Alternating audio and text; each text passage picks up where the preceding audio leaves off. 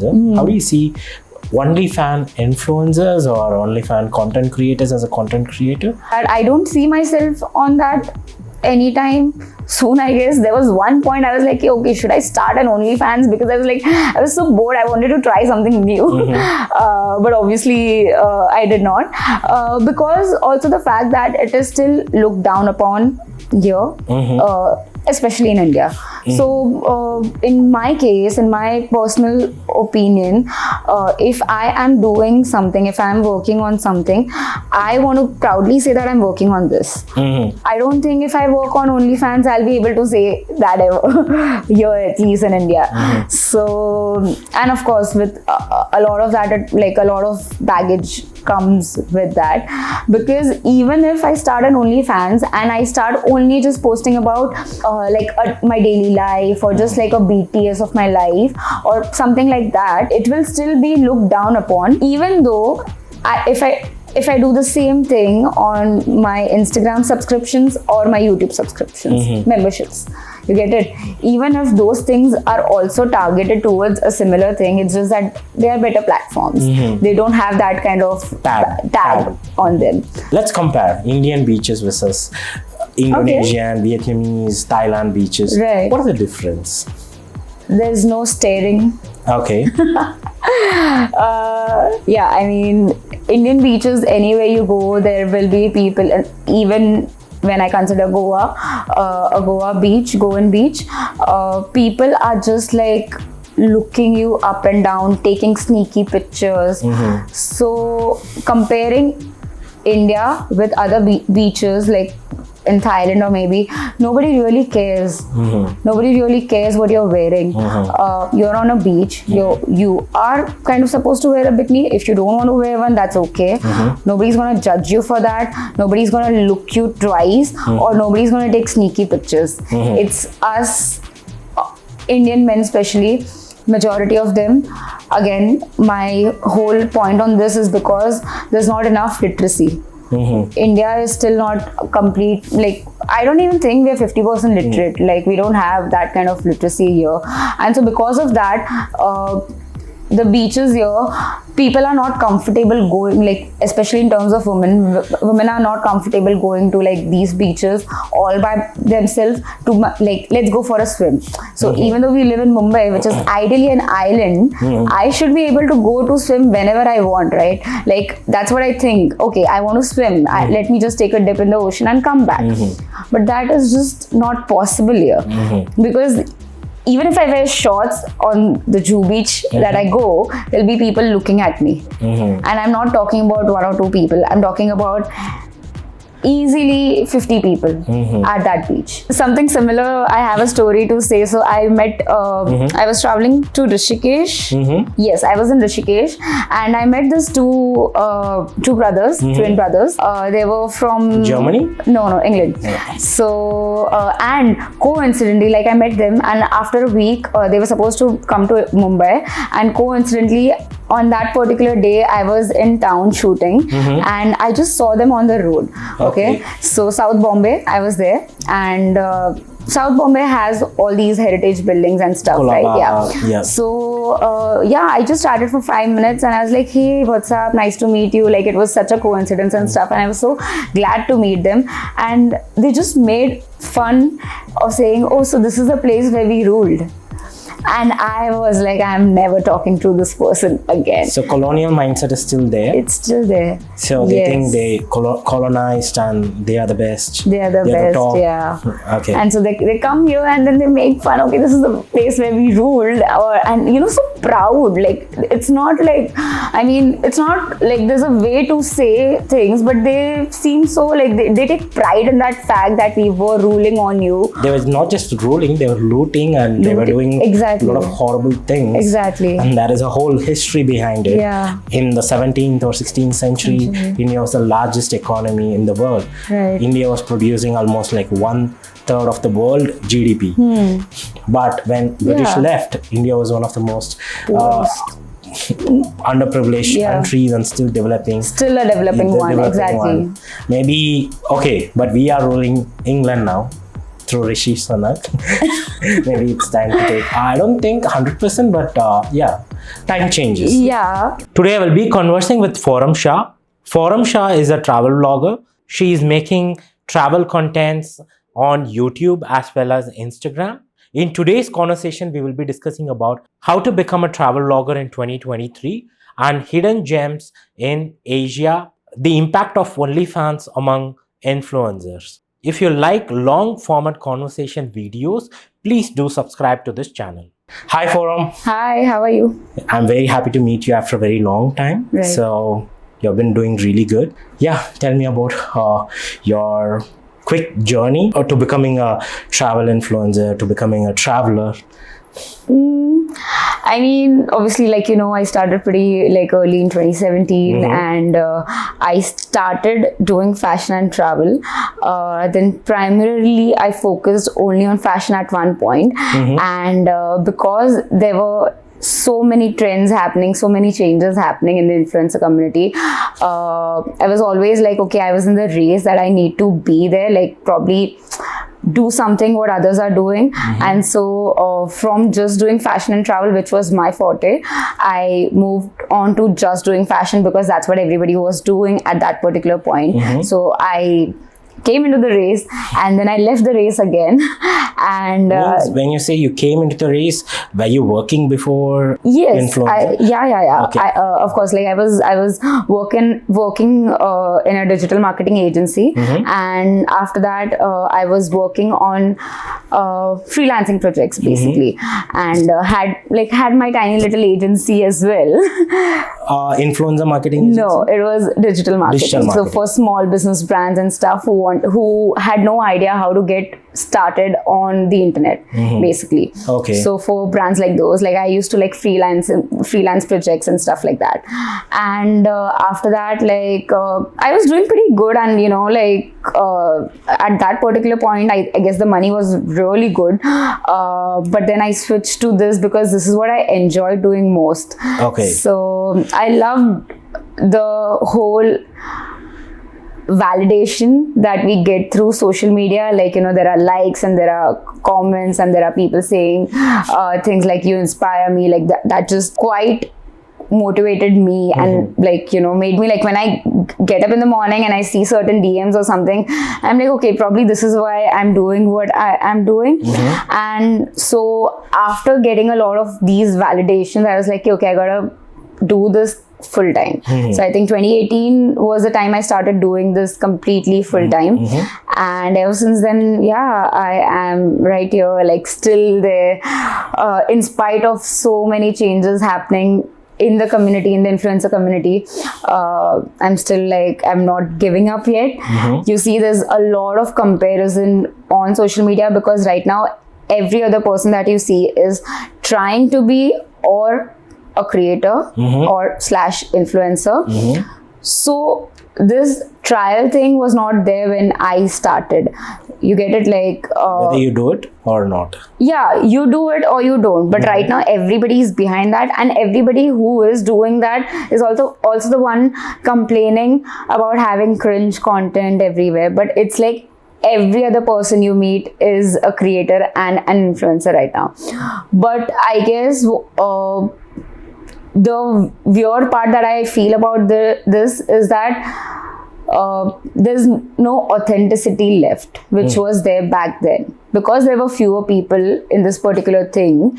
What do you mean by authenticity? I mean, people are not true to what they post. What if they're talking about something online, they're not 100% truly doing those things. And also so many of them I see that they're just posting or pushing out the wrong messages. For example, in a travel space, I see when other people, others are traveling, other influencers, obviously I'm not going to name them, but there was this one particular influencer that I was really fond of, and that person, when they went to Japan, in Japan people are still wearing masks, okay, after the COVID thing, and so they were the only ones not wearing the mask, and they were just taking videos of people and making fun of them, saying that, okay, you know, the people are still wearing masks here in Japan, ha ha ha, and like not respecting that community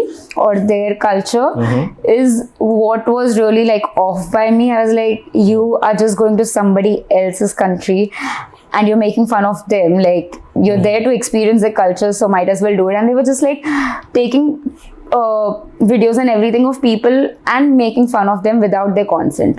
So I believe, like, obviously because everybody have phones right now and everyone can record at any time, you can take videos and stuff of things, but you can't be the one making fun of them. Yeah, it can't be insensitive. So this is what I feel. Interesting, because recently one of my co-founders is Japanese. Okay. So he was saying the same thing. Yeah. He was saying there are recently in Japan, foreigners are traveling to Japan and they are behaving very immorally and unethically. Yeah. Especially they are even making fun of the incident, the World War incident. They go to that places like Hiroshima, Nagasaki, and they say that this is the place where we did or our impact. They are most of Western influencers. Yeah, they're Western quite a lot. I mean, something similar, I have a story to say. So I met, I was traveling to Rishikesh. Yes, I was in Rishikesh and I met these two brothers, twin brothers. They were from Germany? No, England. So and coincidentally, like, I met them, and after a week they were supposed to come to Mumbai, and coincidentally on that particular day I was in town shooting and I just saw them on the road. Okay. So South Bombay, I was there, and South Bombay has all these heritage buildings and stuff, right?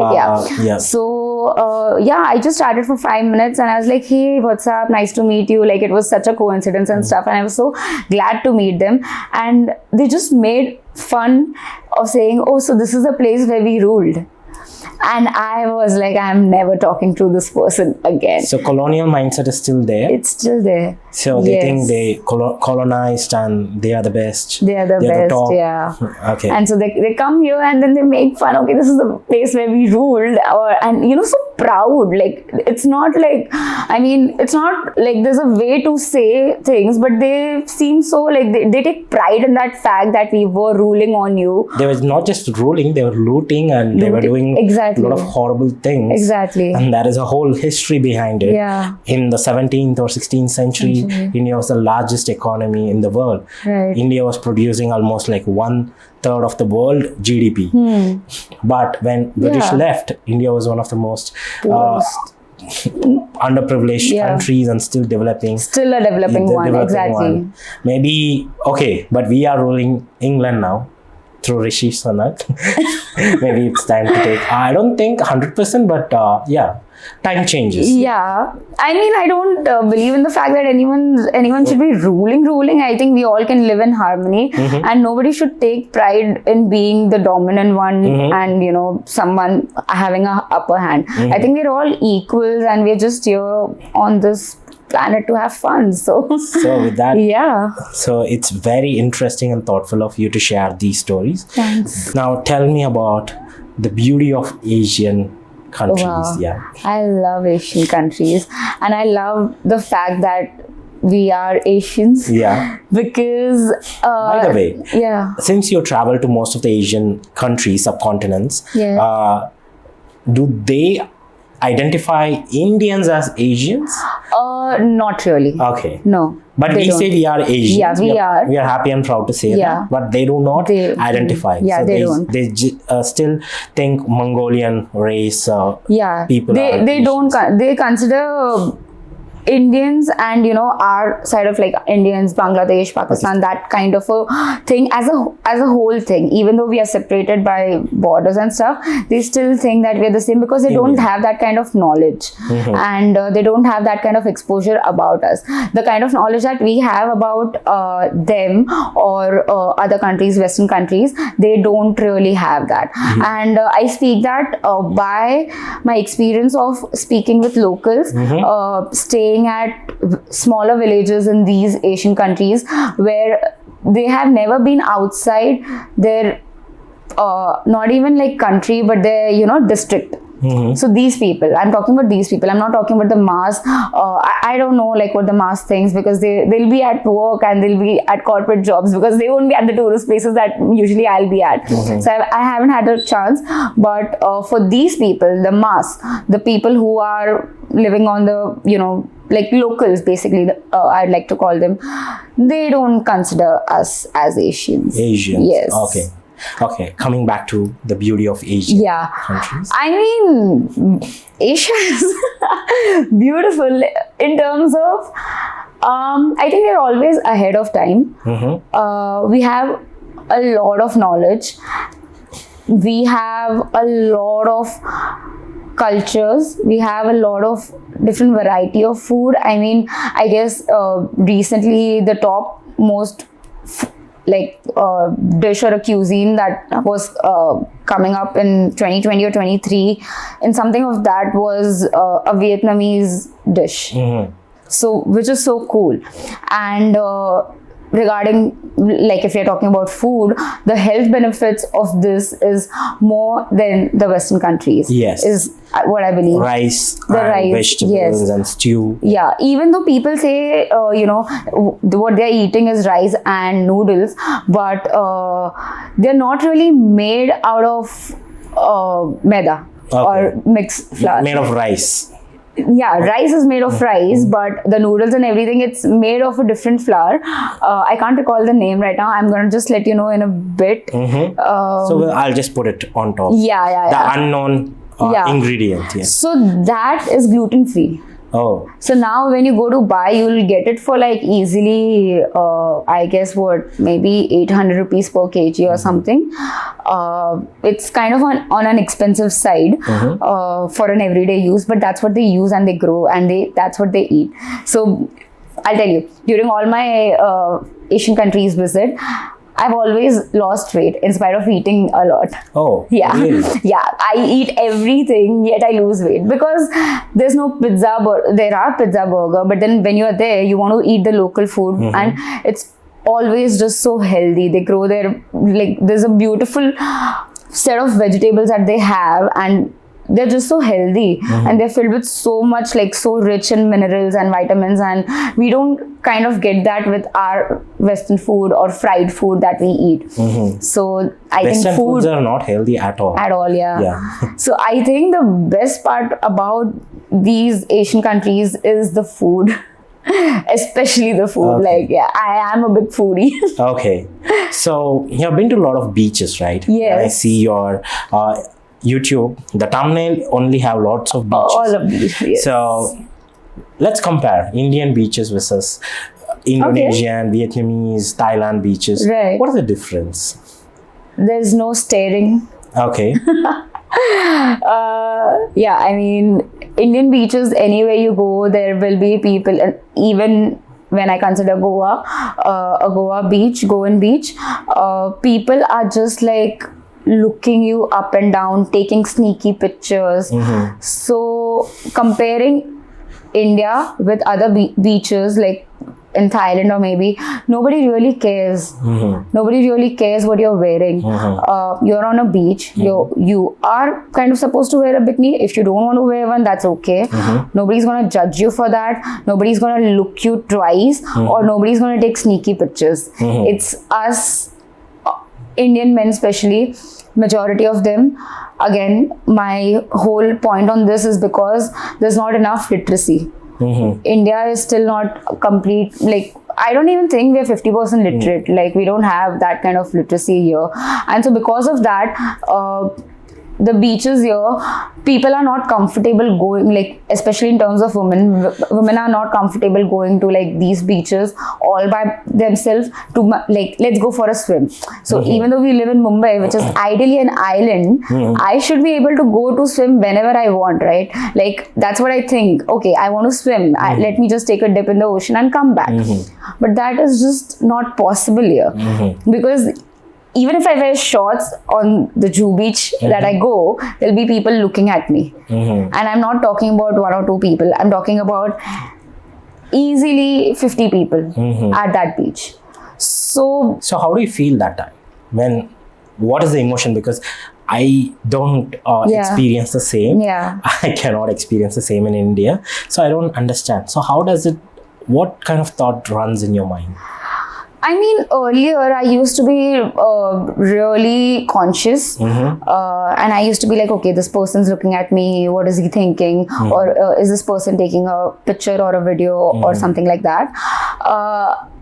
Right now, I'm at that place where I don't really care. And like, do whatever you want to do. I'm here to have fun. I'm not going to stop myself from having fun just because someone is like staring at me or looking at me. But speaking, like saying that as well, there are times when I am still not comfortable going to the beach, maybe alone at night.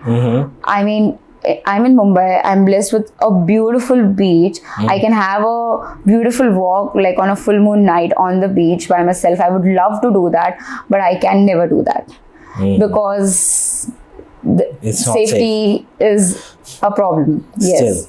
But can you do that in any other country? I have done that recently I think I had done that in Thailand as well.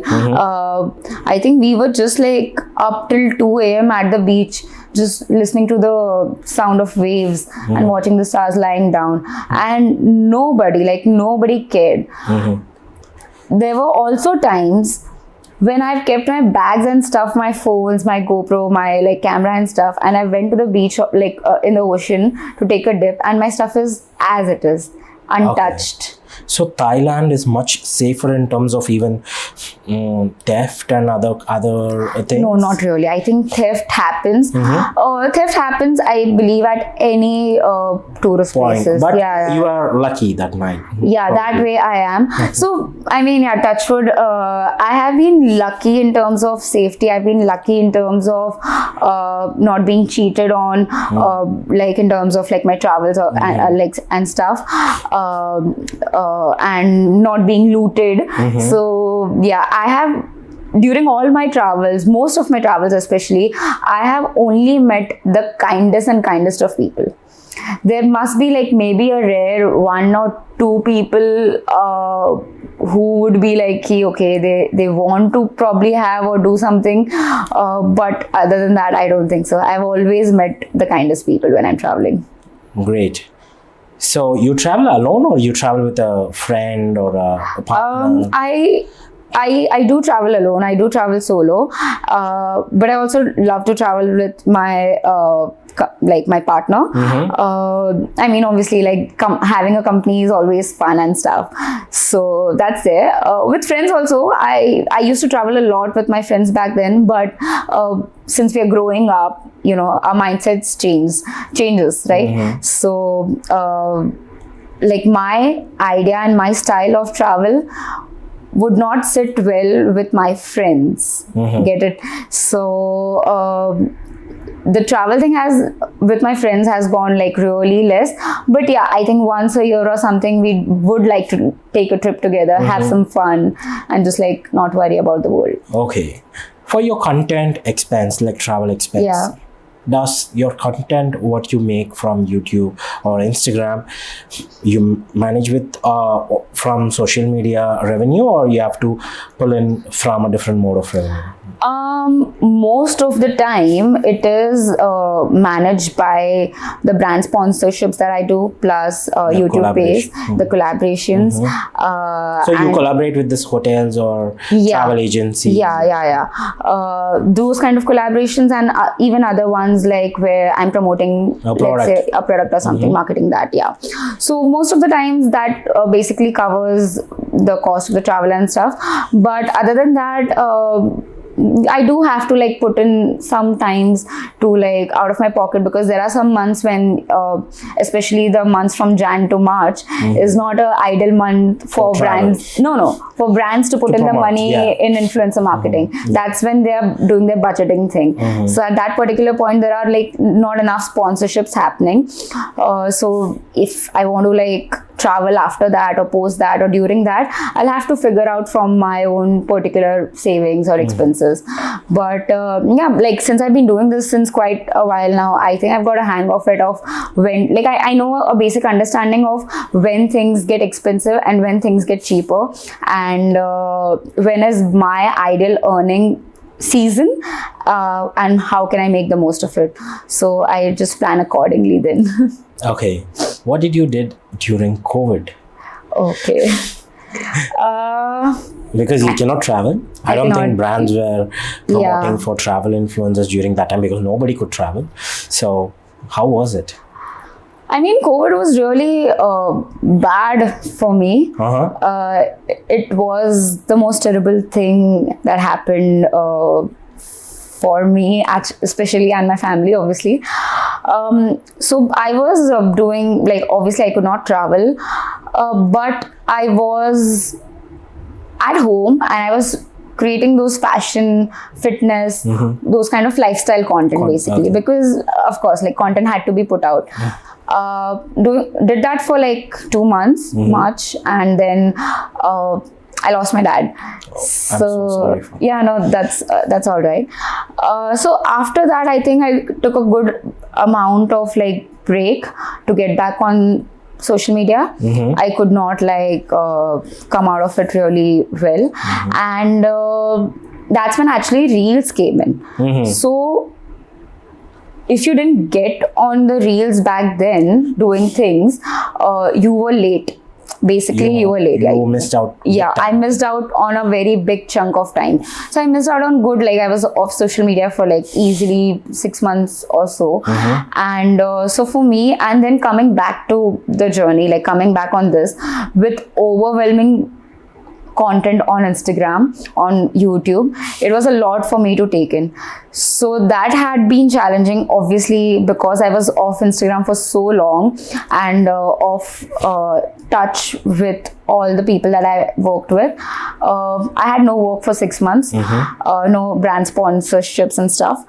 And even once I came back, it was like building from scratch again, because I had to build in my relations again. I had to start showing up at events. I had to just start showing up, be it in person, on messages, on text, or on Instagram. And I had to do more, I had to put in more efforts than before to prove myself. So that was quite challenging enough. And like still till date, I am just like trying to make new relations, new brand relations, getting to like network and socialize with people, so that people do remember that, you know, she is still there. Because it's so easy to forget. Like, people have very short attention span right now, and you don't really recall people easily. Even though like you've known them for so long, you just can't recall, okay, this is what this person is doing or was supposed to do. So it's so important to show up. And I think, yeah, like post-COVID, it has been a difficult journey, but I think I'm dealing it. Okay, with that, pretty well. Another question pops up. Let's say I'm working in a bank, or I'm a banker, I'm a IT professional. I can take a break for a couple of years and restart my career. How challenging is that for a content creator? Because you said you have to go through, of course, COVID, and there is a personal loss. During that time, you won't be in a mindset to make people happy, right? Exactly, because correct. it's very challenging. So you have to take a break, like a 6 months break. So how difficult, you already said it's difficult, but even though this whole influencer thing looks very glamorous, attractive, fun, but this is the most challenging part, I think. So to take a break and to restart. So I mean, I guess if I want to take a break now, what I would do differently is pre-plan the content. Okay. And have a team for sure, who, because okay, there are now scheduling options and stuff. Instagram didn't have that before. So now there are all these stuff. So just pre-planning content, shooting, and keeping the edits on and everything, and schedule it, and then take a break. So obviously I You won't be able be. to take a long break. Yeah, I won't be able to take a longer break, but I still can like take a good 1 or 2 weeks break and then come back. Okay. But that being said, that is a planned break. When something just happens like a breakdown, you can't really plan that breakdown and then plan the content and then take a break, right? Yeah. So in those particular things, it is again going to be quite challenging to come back up. It's just as good as any corporate thing. So when you take a break and in your resume it shows that you've taken a year gap or something like that, people will question why were you not working during this particular time, and so you got to be answerable, and that might affect your chances at the job or something. So it's something similar on similar lines. At any time you take a break, I'm not answerable to anyone as such, but I'm still answerable to the audience who still follows me and waits that okay, she's gonna put something, or today she's gonna make my day in certain way by, I don't know, sharing a quote or sharing a life story or something like that. So I still got to show up for them. Okay. Yeah. So you started becoming an influencer, travel blogger. Yeah. Back in 2017, Yes. right? Back then, smartphone cameras were not a big thing. Yeah. It was there, but you cannot rely on due to batteries, qualities, lot of other things. Maybe you have to purchase cameras and you need to buy GoPros, especially if you're traveling. Yeah. You need to have a whole kit. Yeah. But right now, just an iPhone is sufficient. Is enough. You don't really need to carry a camera and stuff. So how do you see that? Because don't you think the new age influencers have an edge over the traditional influencers? I mean, yeah, they do have an edge, but it's not their fault. I mean, as humans, do they're you constantly. envy them? I don't really envy them as such. Because imagine you have to carry, because I've been there. Yeah. You need to carry a whole lot of things: tripods, stands, Correct. stabilizers, gimbals, Correct. and mics, and GoPros, primary camera, lens. But you have everything in palm of your hand. I mean, that is so true, but I've never really thought in that direction. I mean, that's a good thought that I have to think about now. But yeah, I don't really envy that whole thing, but I'm glad that it's there. It makes your life also easy. Yeah, because now so many people are demanding that there are more technologies and there are more stuff coming in to make things easier. So that makes things easier for all of us. Yeah. Like not just them, but all of us. Yeah. Yeah. And I think speaking about like, there was a different thrill back then as well, you know, with shooting from a tiny little phone. So I had an iPhone 6 when I started vlogging. And my first vlog was of Leh Ladakh when I traveled for the first time. And I have vlogged that entire thing on my 64 GB iPhone 6. Wow. Yeah. And that is the first time also I learned editing. I came back after the whole trip. Oh, which means you are also an early adapter of smartphone vlogging. Yes, yes. So, but it was an iPhone 6. Imagine, like, now when I look back at that, I'm like, how did I manage to do that? Because of the quality issue. Because of the quality, because nothing with doing with the mic, audio quality. Too much background noise. And no flip or wide cameras, just like I was with my, hey, like just talking like that. And but that was there. Then I had like a GoPro 5. Then I had I think GoPro 8, which recently died during my surfing. And then now I have a GoPro 10. So I'm upgrading with time, because there are these devices that are also upgrading and, you know, giving us better quality, better stability, better audio quality, like basically everything tech-wise, it's just getting better.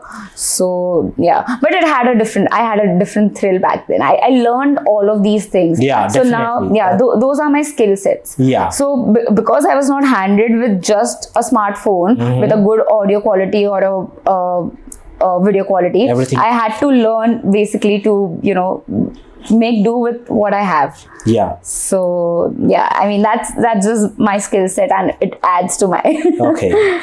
since you're doing influencer market, being an influencer for a long time on travel, especially because it takes effort, because you need to plan your trip, you need to make the effort to go to a place, plan a shoot, and do brand collaboration. So it's a lot of work to put out one content. But in the West, there is a different narrative going on, especially with the influencer thing. There is this thing like OnlyFans, right? Yeah. I see a lot of Western women adapting to OnlyFans. Yeah. I don't think that's that's my perspective. Yeah. It's not empowering. It's not empowering. I don't feel that's empowering. I don't think that's empowering anyone. Maybe the company is making money out of them. It's very short term, but they're short term. The influencers make a lot of money by putting out contents, by getting paid by the subscriber patrons. But I don't see OnlyFans trend in Asia or the East. Yes. Especially in India, it's not a thing. It's not a thing yet. Your opinion on that, because you're an influencer. How do you see OnlyFans influencers or OnlyFans content creators as a content creator? So OnlyFans does not just mean you are supposed to put just explicit content, right? Yeah. You can have that kind of subscription model where you want to put just exclusive content. Content could be for, let's say, in terms of my travel category.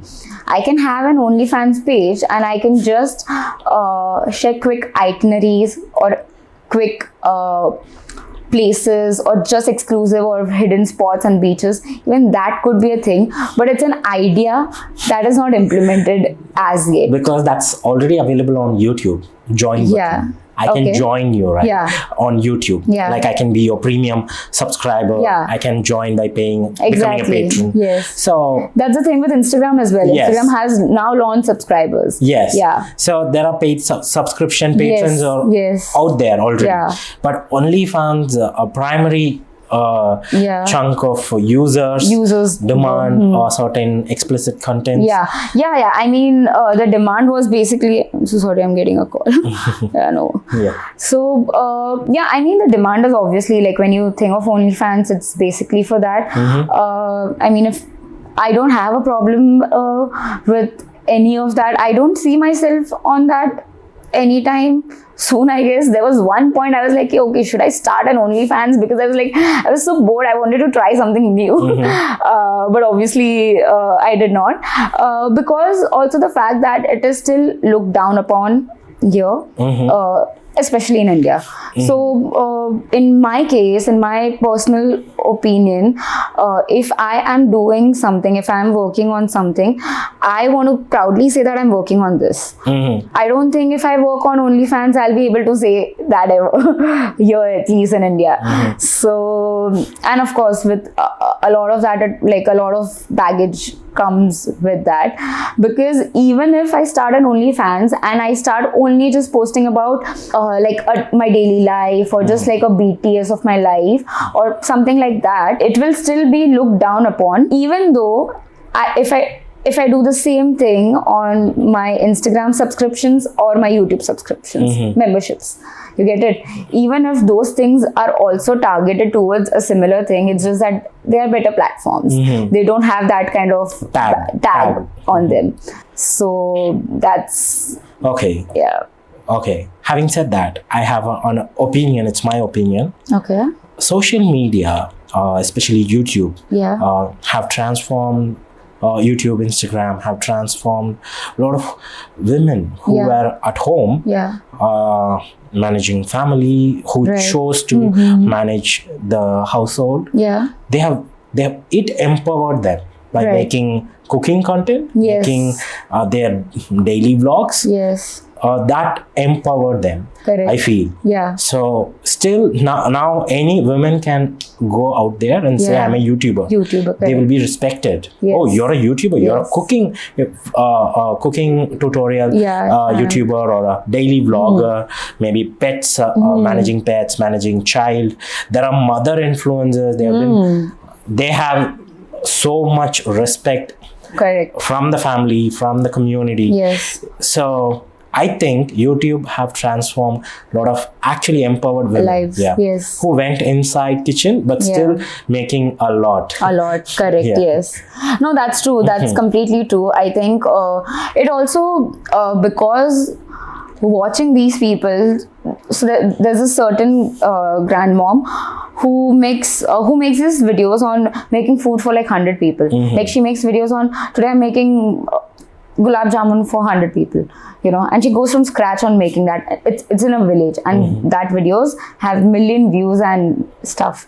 So watching those things makes you think that, okay, like, you know, we are thinking so much certain times on I don't want to do this today, I don't want to do this today, and then you see like an 80-year-old grandmom doing this while also like she's making it but also shooting the content, uploading, editing, everything. Like maybe she's not doing it herself, but she's out there, you know, she's not stopping at that particular age also. So that kind of inspires people. Like if it inspires me, I'm sure it might inspire, and if it has like million views, it is inspiring a lot of other people as well. True. So yeah. And I think in terms of travel as well, so there's this notion, I do want to actually talk about this, that women ones who get married, they are not really, I don't want to use the word allowed, but they don't really travel solo once they get married. So for example, if I'm solo traveling right now, but if I get married, will I? Chances are less. Yeah, the chances would be less. Because there'll always be, why do you need to, like, what's the need to travel solo? You have a husband now, so maybe go together, plan trips together. But that is changing. That is changing now. Okay. Yes. So earlier it was obviously like that, and there is still there, but there's a 20% women out there who are married, having a proper like good family, taking care of that, but also like going on solo trips, and there's nobody to question them. So that is a huge change that I feel that had to happen and is happening, and I feel like super good about that particular thing. And I feel like more women should be able to travel alone without a partner or without having a male company to have that kind of safety. So I guess, sounds great, sounds awesome. Maybe that makes your life more still exciting. You can still explore yourself and travel the places and make content and still have a happy life. So is that the reason since you said after getting married they cannot travel alone, what if they have a child? So it's even more harder. It is going to be definitely harder, obviously. I think in the initial years, for sure. But again, that depends, and it is quite very subjective. So I know this one particular woman who has a kid, whose husband lives out in the States. She is here and she also has a kid. And so when the kid is kind of, you know, like not having like those hectic schedule where there's exams and stuff, she takes a 1 week solo vacation. So her kid is now like mature enough, like not mature, but like he's a grown up basically. Like maybe he's passed out from the school, so he can take care of himself. He's an adult now. Ideally, maybe yes. 19 years. No, he's just passed out recently, so probably 16 years. But 16, like he can take care of himself, and because the family is also earning really well, they have good house help and good people to take care of the home. So there's a house help 24/7 at home. There's someone taking care of him and being there. So because they can afford that lifestyle, she can travel whenever she wants to, and the husband lives in the States and he can visit home whenever he wants to. So I guess, I mean, that's a win-win for everyone. But then for the kid, I don't know how it's going to turn out. Like he's also, maybe, I don't know. But she is, like, I feel good for her. Like I get to like the first time when I got to know she has a kid, she has a husband, yet she travels alone. Like she travels solo. I wanted to like know more. How is that possible? And that's when I got to know, like, okay, they have a full-time house help and stuff like that. So I mean, sounds great. That's what I said. It's quite subjective. But when it comes to travel influencer, right? Yes. So it's usually people with you should have a initial funding. Maybe it's your own Yes. savings or your own pocket money. You have a big pocket, or you have to earn a lot and save initially and to start. How do anyone with who's not doing really good, probably working, earning 5 to 6 lakhs a year, working in an IT support staff, who want to start his or her career into influencer or becoming a travel influencer, what do they have to do? Basically, obviously, you have to keep it as a priority. So instead of going out on weekends and drinking and spending like thousands on that, you could save that and maybe start with a small hike in and around your own city. Go for trekkings and go for like maybe unexplored things. Like India is full of like so many things. You can just explore anything. Even in Bombay, I can survive a day today. If I want to survive a day in 100 rupees and make a travel vlog out of that, I can do that. By eating a vada pav, by maybe taking electric trains. The local 10 rupee local. I'll be in like Bombay, and then what matters is what I do in the video. So in the travel vlog, do I show historic places? In the travel vlog, do I talk to new strangers, new people? So now that is going to get me the attention. It could be a boring video of me just going to places and showing them around. Okay, this is here, this is there. But it could also be a viral video, because if someone else has not explained the way you have or showed the way you have. You get it? So that might help. What other thing might help is regional content. So speaking in a particular language which is of a particular region, like for example, Marathi or Gujarati, for example, if I start doing vlogs, travel vlogs in Gujarati, I know I'm going to be famous. I completely know I'm going to be famous. It's just like I'm not comfortable speaking Gujarati in front of the camera because I've never done that. I'm so habituated speaking Hindi and English throughout that I'm not that comfortable speaking in Gujarati. But now I'm practicing that, eventually, because that's also one kind of content people would like to see. There's a mass chunk of people who would want to see regional content. Yes. You are making all your contents in English, right? Primarily in English.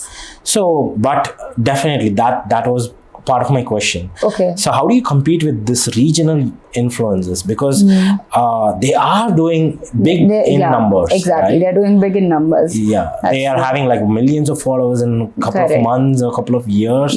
They reach, because they are doing in native tongue and people are very comfortable listening to them or watching them. They don't need to process the English to their regional language in their brain. So how's but you answered already. You're practicing for it. I'm practicing for it, and eventually I do think that I do want to get started on that. So I started making these videos when I'm home. Like I started making these videos with my dadi. So I talk like we both talk in Gujarati, so that I can have a conversation with someone in Gujarati. That's fine. Like if that's recording, that's fine. But I can't just be talking to the camera in Gujarati. That just feels really off to me for now. But I'm practicing, obviously. So I started making these videos with my dadi in Gujarati, and I put in the subtitles in English. So because I currently do have an audience who understands, and why don't you start a Gujarati channel? I guess that could be something. But I maybe later in the future, managing both the channels would it's hectic. I've already started a new channel, so that's Living with Fora. Basically everything that I do on a daily regular basis, I do want to do that because that's how I started vlogging. Right now my channel is all about travel, and I have a lot of pending travel videos yet to be edited and posted. And so with all these regular content that I shoot, I didn't want to mix that. So I just started a new channel called Living with Fora, where I just post all these daily vlogs because I like to document my life. I mean, that was primarily the main reason I started vlogging. I don't have a great memory of things. So I used to always let's record this. even when I didn't have, like, even when I was not even a vlogger or something, I had a digital camera. I used to like just record things. I still have footages of those, pictures of those. I wanted to like capture those moments. And now when I look back, I was like, oh, even when I was like maybe, 10 years old, I did have picture and I did visit this particular place because I have a picture of it, but I don't have the memory of it. So I always like to document things, and I still want to document that, but I don't want to mix the channel. So I've made a new channel, and I'm posting all my regular daily life. So this thing that we are doing today, after this, what am I going to do? All these things, like, you know, bits and pieces will be there. So maybe, I don't know, 10 years down the line, when I look back at that video, I'm like, oh, I was such a nice, like, sweet little kid, like doing these things. Yeah. So it's like your memory book. Yeah. How many countries have you traveled so far? Just two. Huh? Just two. Two? Yeah, Thailand and Vietnam. Vietnam. Yeah. But you have made a lot of content based on these two countries. Yes. A lot. Yeah. So how many countries you want to travel? Like, do you set a goal? I don't have a number planned in my head. No, I don't. For me, it's just majorly having good amount of time spent at a place to understand that place, to understand what that place is about. You get it? So it's not like just ticking off numbers or boxes for me. It's about like I believe in the slow travel kind of a thing. So you want to explore Thailand completely, like 100%, and then go to the next, explore the other. Yeah, I mean, ideally that, or just stay enough at a particular place that now I know what their culture is. Now I know how their lifestyle is. Obviously, it will keep on changing, but I'll have like a good amount of knowledge on how people live there, how people talk, what is their daily commute like, be familiar with the routes. So probably the next time I go there, I'll be like, oh, I know which metro to take, or I know which bus to take, or I know this route, this is the route that I'm supposed to take, and just have enough knowledge. Like right now, someone asks me about a particular place, I can right away on call tell them that you should be visiting these places, you should be having these SIM cards when you go there, because I have it in my, like, jotted down in my memory, because I've lived there like for a good amount of time, like been to those places for a good number of times. So I mean, that's what I look forward to. Even right now, I was in Ladakh for 1.5 months. I was just living there in the last village of India. So I live there. It's a population of 2,000 people. Everyone knows me now there. I know the routes. Routes, as in when I tell you routes, I know the mountain routes. There are no physical roads. So you lived 1.5, almost 2 months. Yeah, almost. So you stay in a hotel, or how do you stay? I was staying with a local family there. Really? Yeah. So I had a room, and there was just a kitchen right in front of my room, and so there was this, call it a rule, but yeah, there was this rule. Everyone's supposed to have dinner together. Yeah, the family, me, and if there are other guests who are living. So it was such a beautiful experience. Yeah, community feeling, like like these days, even families don't eat together. And that is the thing. You want to have dinner, everyone's going to eat dinner together. So that is the culture I'm talking about. So experiencing that, helping them out with basics, like they used to grow their own vegetables. So there were times when I went to their farm, plucked vegetables, and that was the one we cooked at night for dinner. This is what I say, like, when I want to experience places and things, this kind of experience. The core kind of. You don't like to stay in a hotel and just travel. I mean, again, depends on the mood and stuff, but obviously I would love to, like, once in a while I would love to splurge myself with a good luxury stay. But other than that, yeah, I mean, this is what drives me. Just being out there, like, with the people, with those people, talking, being connected with them. Even though we don't speak the same language, sometimes just like, our action speaks louder than words, and we don't really need words properly to communicate. We can understand each other's emotions, expressions, and stuff like that, and that helps you connect more, because then you're very consciously doing those things. Yeah. So that's what I love, and that's the thing that honestly makes me want to travel more and see more of the world. But again, speaking like after saying these, I do not have like a tick box or a bucket list that these are the things. I do not have a thing that, oh, I do want to see Northern Lights one day, or I do want to backpack. New York. Yeah. No, so New York is there on my list. New York has been on my list ever since I was a kid. So yeah, New York has been a dream one day. Is this a thing? Because I know a couple of people who I met, especially from Mumbai. They aspire. Everyone say New York. Where do you want to go? They say New York. They don't say Switzerland, or they don't say Australia, New Zealand. They just say New York. They don't even say America. They say New York. Is this a thing among people from Mumbai? They feel it's like a parallel universe. Exactly, yes. So because Mumbai is known as the New York of India. Yeah, which is why. So when they say Mumbai, when we know Mumbai is a very fast-paced life, like your time just goes by like that. New York is 10 times faster. I would want to experience that. Like, I think I would want to know what's there. But for me, like, since I was growing up, I was watching these movies. New York was always a core part of those movies. And so for most of the people, it's New York and Paris actually. It's not just New York, it's also Paris. But for me, Paris is just like not a thing. I'm like, okay, if the opportunity arises one day when I have to be there, I will be. But it's not something in my dream list. But New York is like, when I tick that, I'll be like, okay, great job, like I have done something. So what do you want, spend New Year's Eve at Times Square? No, again, not all those things. Yeah, it's just like just want to be there, just want to be there, like live there, maybe I don't know, rent an apartment in Brooklyn for a month, live, like walk to places, have a local coffee shop where I'm drinking coffee every morning. Just that kind of life, by renting an apartment in Brooklyn, maybe you can. That's gonna be a I mean, big home. A very, very like small tiny studio. condo. Yeah, that works for me. I mean, I'm a very simple girl. I don't need a lot.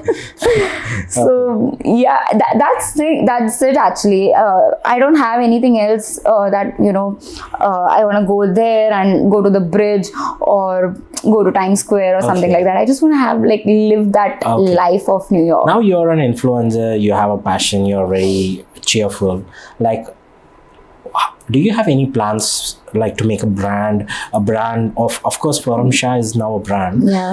Using the Forum Shah brand, you want to make a service or a product related to travel, or make a business out of it. Do you have any plans? Nothing as long form goals or something like that. But that's just me. I don't like to, because that just gives me a lot of anxiety, having long-term goals, because then it's just constantly on your head.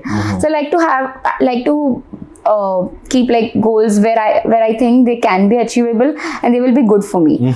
So for me right now, it's actually about taking group trips, starting with group trips. I've been thinking about this since the start of the year, but I'm still a little not sure on how to work that organize. It's a responsibility. It's a big responsibility. So I thought I'll start basic with having these not even treks. So just maybe posting a story or something like that I'm here at this particular coffee shop.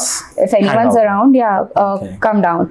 So I have done that couple of times, and a few people have showed up, 4-5 people have showed up once in a while, I say. So that's nice, and that's what I do during my travels as well, and I've met a lot of people that way. But now it's about for me, it's the next step is to start organizing and take smaller trips to places which is not travel agencies, itineraries. It's just the places that I have been to, the places that I have loved the most. Unexplored. You can call them unexplored, or you can just call them for us. Hidden gems as well. And they'll actually give you the local experience. So if you go to Goa, you're not going to go, if you're going to come with me to Goa, you're not going to go to those Candolin beaches and stuff like that. You're going to come with me to this literally small bakery that's been there since the Portuguese time, and you're gonna have the pie there, for which you're barely going to pay $30. Wow, what is the name of this bakery? I'm not gonna tell that. Sorry? I'm not gonna tell that because that's in my. Oh, that's a secret. Yeah, that's a secret. Like those That's places. the hidden gem. Yeah. I'm gonna take you to a bar, which is a tiny little bar with a door, a small window, and you're supposed to sit outside. I spent one of my birthday out on that bar. It's now actually quite open. The bar is like out there on social media. Everybody's made reels. It's a Joseph bar in Goa. That kind of place I'm talking about. So that the hidden gem. You're just having the local bar experience of sitting outside on cobble streets and having a beer and just like talking to strangers, because it's all shared tables and shared stuff. Anyone can sit and talk to. So that is the community experience that I want to, have. Yeah. And I want like the travelers who come with me have the same idea. It is not going to be you're going to be at your hotel or anything like that. It's going to be things like this. Interesting. So, yeah. So with that, I think I ran out of questions. Maybe answered every questions gracefully. Thank you. And I thoroughly enjoyed. Actually, I've learned a lot about, because I'm not a person who travels a lot. For me, travel is like only for work. Because I'm in Mumbai just for work. I'm based out of Bangalore. So I'm not a person who's curious to pack my bags, just go on just to explore places. But with communicating to you, I can live those places, right? When you say I've been that hut in not the community where you lived in Leh Ladakh. So I can imagine, I can experience through you. Maybe you're very good at that. I wish all the great success to you. Thank you so much. And your travel journeys. Thank you. Any closing thoughts for my audience and also your fans, maybe? I think the closing thought would be just for me to travel as much as you can, even if you are at a job, or even if you're married, or even if you're whatever, but you should be traveling. Why? Because it just gets you out of your comfort zone, gets you out of your monotonous life, and it helps you learn so much about life and appreciate life in a way that you will never be able to do sitting at your own home watching Netflix or working or hustling 24/7. So I guess just that's your closing thoughts. Pack your bags, leave, go anywhere, just get out. That's really thoughtful. I had this question in my mind. It's that would be my last question. So how important is youth, like especially in 20s? How important is the age between 20 to 30?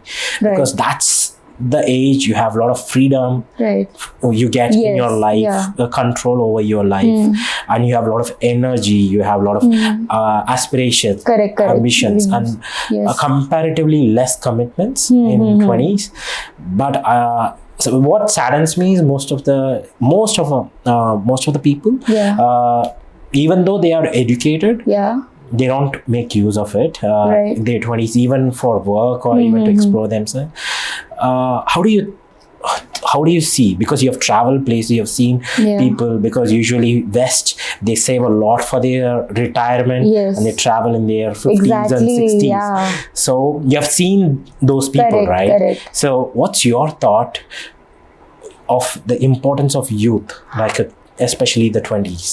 I mean, so the problem comes with the kind of mentality we have been raised to. We've always been raised to have this kind of mentality that you're supposed to be working and so if I've studied engineering, I need to have a job in engineering based companies itself. I can't be exploring. So if I'm studying CA like for 4 years, obviously I will be doing a CA job, right? Or something in that sort. But if that is not making me happy, and if I drop out of doing that, and let's say if I'm a CA and I drop out of doing the accounting part, and I be like, okay, tomorrow onwards I'm going to be a fashion influencer or a fashion creator, just for example, people will look down upon you. or your family will be like, what the hell are you doing? Like, why are you doing? So with that kind of judgment, with that kind of fear, or the fear of failure as well, okay, I am good at CA, but will I be good at this? People don't take enough steps or don't explore themselves enough out there to understand what do they genuinely like. So youth, like this 20s and 30s era is so important to do hundreds of things and fail at 99 things. You'll find your one thing that you'll be good at. And because again, you don't have responsibilities and commitments and stuff like that, you can be doing that. But there also needs to be some kind of support given to you, because we still, as Indians, we live with our families. We are answerable to our parents, our families and people around us. So having an open conversation, having their mentality change as well, like making them understand why is it important for me to try new things. I can't be stuck doing one thing forever for my entire life. Making them understand and then taking those decisions to do more things or explore more things. I think that will definitely help one understand and just basically enter your 30s with a state of clarity, I guess. Because when you do so many things, you will know things that you don't like. And this is not what I want to be doing for the rest of my life. You get it? Some things like that. But you need to be doing that to understand you're not going to like it. Yeah. So for that, please try. Please try. Let it be work, let it be travel, let it be... Yeah. But do something productive. Exactly. I'll tell you one particular thing. So when I was living in Ladakh for this particular thing, I have never done a labor job, or, I would like to call it a humble job. Jobs as waitressing or like that kind of jobs. But I was so keen on that. I was working at a cafe and I was waitressing at a cafe there. Yes. Okay. Yes. And I felt so fun doing it. Like, I felt so nice. But if I were to do the same thing here in the city, maybe go to some cafe and be like, okay, let me be a waitress for a day, there'll be a lot of judgments coming in. There, at that particular place, nobody knew me. Nobody knew what background I was of. Nobody knew my family. So there were no comments coming on me of, why are you doing this particular job? What is the need to do that particular job? But here, there will be a lot of comments, a lot of judgments, a lot of things people will say, oh, see, look, where is she? What is she doing? Things like that. So, but I always wanted to do. I wanted to experience how is it like doing a waitressing job. I was cleaning tables, I was serving, and I was like calculating money, and I did manage the cafe solely. Yeah. Probably after 40 or 50, you want to start your own restaurant. Yeah. This would exactly help. Yeah. So I mean, yeah, like doing a humble job like this also, I mean, not that I am some big person or something, but I don't really need to do that. I didn't have the need to do it then, but I just wanted to try. So I did that. That's what I say. Like a lot of people think they don't need to do so many things, but there's no harm in trying. Yeah. I never knew I'm gonna enjoy waitressing so much. Yeah, I met so many people, and I had so much nicer conversations with people. Shocked? Oh, are you the waitress? Yeah. They did not believe I was serving them. They were firstly, they were not acknowledging me to take their orders. Yeah. And then there were so many eyes on me initially, like, are you sure this is prank? Yeah, maybe a prank or something. I'm like, no, I'm seriously doing this. And so there was this one girl who also was traveling. She was a creator basically. She just started creating. So she's like, you don't seem like a waitress or someone who's from around here. So who are you exactly? I told her that, okay, this is me. And she's like, okay, can I like get your Instagram? I showed her my Instagram and she could not believe her eyes. Or she's like, are you the same person, like this person right here doing a waitressing job? I'm like, yeah, that's me. And then she took like a 5-minute conversation with me to understand why am I doing this. I said, it's just like I wanted to always try. I'm doing it and I'm having fun at it. So why not? Sounds great. Yeah. So with that positive note, we came to the end of the show. Thank you for being very humble and very cheerful guest. Yeah, thank you for having me. You're the first female guest I have my show. Yay. Congrats. Probably after I reach one of my milestones, I'll definitely do a part 2 with you again. We should be doing probably a part 2, much different environment, yes. Maybe in the beaches, surfing, or we should cruise. do while traveling. Like that would be something interesting. Definitely. Yeah. So I'll be visiting with you for that secret bakery you are telling me. I will be. The unnamed bakery. We will be doing the vlog at the unnamed, that one. Yes. At oh that my god, spot, you're gonna love that bakery. So like I can smell, the bakery smell coming in. I can just imagine it. Yeah. Sounds great. Fun. Sounds great. Let's do. Cool. Thank you. Thank you so much. Thank you so much for having me. Yeah. Okay. Yeah. Bye.